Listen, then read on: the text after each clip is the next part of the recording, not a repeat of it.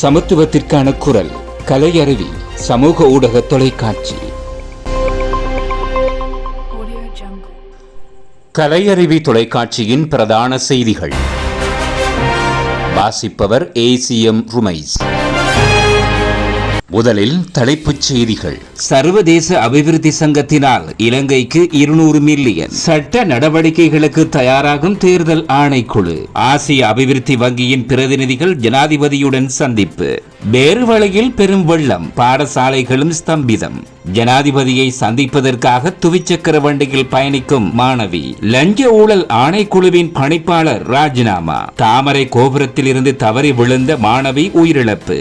அவை இன்றைய தலைப்புச் செய்திகள். இனி விரிவான செய்திகள். இலங்கையின் பொருளாதார முன்னேற்றம் மற்றும் பொருளாதார மறுசீரமைப்பு வேலை திட்டங்களுக்கு ஒத்துழைக்கும் வகையில் உலக வங்கி குழுமத்தின் சர்வதேச அபிவிருத்தி சங்கத்தினால் மேலும் 200 மில்லியன் அமெரிக்க டாலர்களை வழங்குவதற்கு அனுமதி வழங்கப்பட்டுள்ளது. அதற்கு அமைவான ஒப்பந்தத்தில் கைச்சாத்திடும் நிகழ்வு இன்று பிற்பகல் ஜனாதிபதி அலுவலகத்தில் நடைபெற்றதோடு இந்த ஒப்பந்தத்தில் ஜனாதிபதி அனுரகுமார திசாநாயக்க முன்னிலையில் இலங்கை அரசாங்கத்தின் நிதி அமைச்சர் KM மஹிந்த சிறிவர்தன மற்றும் உலக வங்கியின் இலங்கை பணிப்பாளர் டேவிட் சிஸ்லேன் ஆகியோர் கையொப்பமிட்டனர். இந்த நிதி வசதியானது இலங்கையின் முன்னெடுக்கப்படும் விரிவான மறுசீரமைப்பு வேலை திட்டங்களுக்கு உலக வங்கியின் தொடர்ச்சியான ஒத்துழைப்பை காண்பிக்கிறது.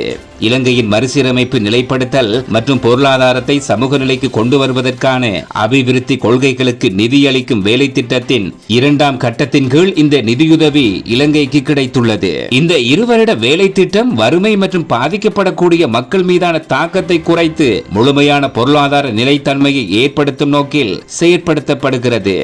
இந்த வேலை திட்டத்தின் முதல் கட்டம் 2023ஆம் ஆண்டில் செயற்படுத்தப்பட்டதுடன் பிரதான 3 துறைகளின் கீழ் 7 வேலை திட்டங்கள் முழுமைப்படுத்தப்பட்ட பின்னர் 500 மில்லியன் அமெரிக்க டாலர் நிதியுதவியை இலங்கை பெற்றுக்கொள்ள முடியும் என தெரிவிக்கப்படுகின்றது. செப்டம்பர் 21ஆம் தேதி நடைபெற்ற ஜனாதிபதி தேர்தலில் போட்டியிட்ட 34 வேட்பாளர்கள் இதுவரை தமது தேர்தல் பிரசார செலவு அறிக்கையை இன்னும் வழங்கவில்லை என தேசிய தேர்தல்கள் ஆணைக்குழு தெரிவித்துள்ளது.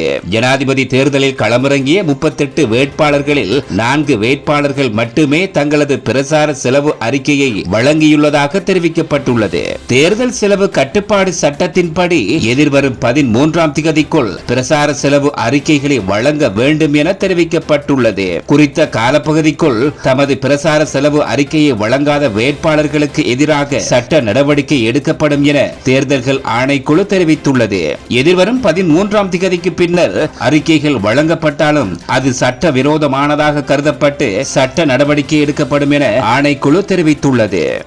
இலங்கையின் சுற்றுலா, வலுசக்தி மற்றும் சிறு தொழில் துறைகளின் அபிவிருத்திக்கு நிதி உதவி வழங்குவதாக ஆசிய அபிவிருத்தி வங்கி உறுதியளித்துள்ளது. ஜனாதிபதி அனுரகுமார திசாநாயக்க ஆசிய அபிவிருத்தி வங்கியின் இலங்கைக்கான வதிவிட பிரதிநிதி டகபூமி கடோனாவை இன்று முற்பகல் ஜனாதிபதி அலுவலகத்தில் சந்தித்து கலந்துரையாடினார். இலங்கையின் பொருளாதார அபிவிருத்திக்காக ஆசிய அபிவிருத்தி வங்கியினால் இதுவரையில் முன்னெடுக்கப்படும் அனைத்து ஒப்பந்தங்களும் அவ்வண்ணமே முன்னெடுத்து செல்லப்படும் என்றும் ஆசிய அபிவிருத்தி வங்கியின் இலங்கைக்கான வதிவிட பிரதிநிதி டகபூமி கடோனா தெரிவித்துள்ளார். இலங்கையின் பொருளாதார முன்னேற்றத்திற்காக சுற்றுலாத்துறை மேம்பாட்டுக்கு அவசியமான வசதிகளுக்கான நிதி உதவிகளை வழங்கவும் ஆசிய அபிவிருத்தி வங்கி தீர்மானித்துள்ளது. பேருவளையில் இன்று அதிகாலை 3 மணி முதல் பெய்த தொடர் மழையினால் வீடுகள், கட்டிடங்களுக்குள் வெள்ள நீர் உட்புகுந்துள்ளது. பாடசாலைகளும் ஸ்தம்பிதமடைந்துள்ளது. பேருவளை, சீனங்கோட்டை, அம்பேப்பிட்டிய, பன்னில, மத்திகிமராஜபுரம், கொரகாதுவ, இலந்தகொட, மஸ்ஸல போன்ற பிரதேசங்கள் வெள்ளத்தால் பாதிக்கப்பட்டுள்ளன. வழமையாக தாழ்நில பிரதேசங்கள் வெள்ள நீர் பாதிப்புக்குள்ளாகி வந்த நிலையில் இம்முறை பல பிரதேசங்களிலும் தொடர் மழையினால் வீடுகள், கட்டிடங்களுக்குள் வெள்ள நீர் உட்புகுந்துள்ளது. கடந்த நகரசபை தேர்தலில் பேருவளையில் வடிகால் அமைப்பு பிரச்சனைகள் தீர்க்கப்படும், இதற்கான தீர்வு திட்டம் வழங்கப்படும் என அப்போதைய நகரசபை தலைவர் வாக்குறுதி அளித்தும் அது நிறைவேற்றப்படவில்லை என பிரதேச மக்கள் குற்றம் சுமத்தியுள்ளனர்.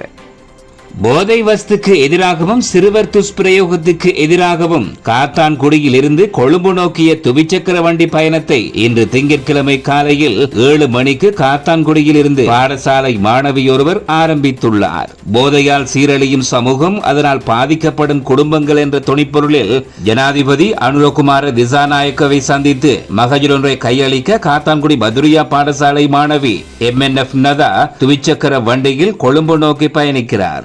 இந்த பயணம் 7 நாட்கள் கொண்டதாக இருக்கும் எனவும் இவருக்கு ஆதரவாகவும் பாதுகாப்பாகவும் இவரது தாயும் சகோதரரும் முச்சக்கர வண்டியில் இவருக்கு பின்னால் பயணிக்கின்றனர் என்றும் அந்த சகோதரி கருத்து தெரிவித்துள்ளார். லஞ்சம் ஊழல் விசாரணை ஆணைக்குழுவின் பணிப்பாளர் நாயகம் கனிஷ்க விஜயரத்ன தமது ராஜினாமா கடிதத்தை ஜனாதிபதியிடம் கையளித்துள்ளதாக ஜனாதிபதி சட்டத்தரணி உதித இகலஹேவா உயர் நீதிமன்றத்திற்கு அறிவித்துள்ளார். கொழும்பு தாமரை கோபுரத்தில் இருந்து மாணவியொருவர் வீழ்ந்து மரணித்துள்ளதாக போலீசார் தெரிவித்துள்ளனர். சர்வதேச பாடசாலை ஒன்றில் கல்வி பயிலும் மாணவியொருவரே இவ்வாறு வீழ்ந்து மரணித்துள்ளார். குறித்த மாணவி தாமரை கோபுரத்தில் இருந்து பாய்ந்தாரா, தள்ளிவிடப்பட்டாரா அல்லது தவறி வீழ்ந்தாரா என்பது தொடர்பில் விசாரணைகள் இடம்பெற்று வருவதாக போலீசார் தெரிவித்துள்ளனர். இத்துடன் இன்றைய பிரதான செய்திகள் முடிவடைந்தன.